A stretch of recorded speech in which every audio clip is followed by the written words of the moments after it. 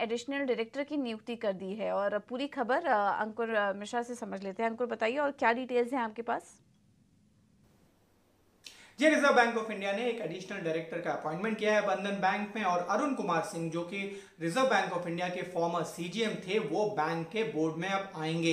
ये जो अपॉइंटमेंट हुआ है वो पूरे 1 साल के लिए हुआ है। और साथ ही साथ यहां पर एक सबसे बड़ा सवाल यह है कि आखिर रिजर्व बैंक ऑफ इंडिया ने इस तरीके का कदम क्यों उठाया।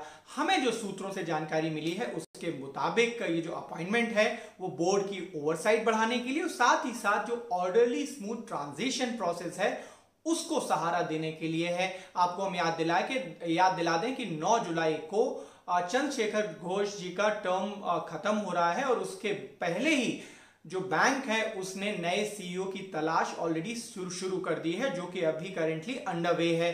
तो अब ये जो अपॉइंटमेंट है वो सूत्रों का यही मानना है कि रिजर्व बैंक की ओवरसाइट को और बढ़ाएगा। और साथ ही साथ एक जो सबसे जरूरी चीज है कि यहां पर अभी तक रिजर्व बैंक द्वारा किसी भी तरीके का मटेरियल कंसर्न बैंक में नहीं पाया गया है। एक और इंटरेस्टिंग चीज यहां पे पॉइंट आउट करने वाली है कि इस तरीके के एक्शन पहले भी हुए हैं बैंकों पर, और आपको याद होगा आरबीएल बैंक के केस में, जीएन के केस में, वहां पर जो अपॉइंटमेंट था वो करंट आरबीआई के ऑफिशियल का था, और यहां पर फॉर्मर आरबीआई ऑफिशियल है।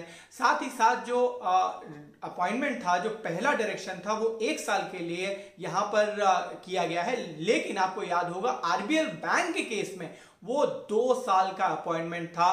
तो अब देखना यह होगा कि ये जो आरबीआई का अपॉइंटमेंट हुआ है इससे बोर्ड को कितनी मदद मिलती है।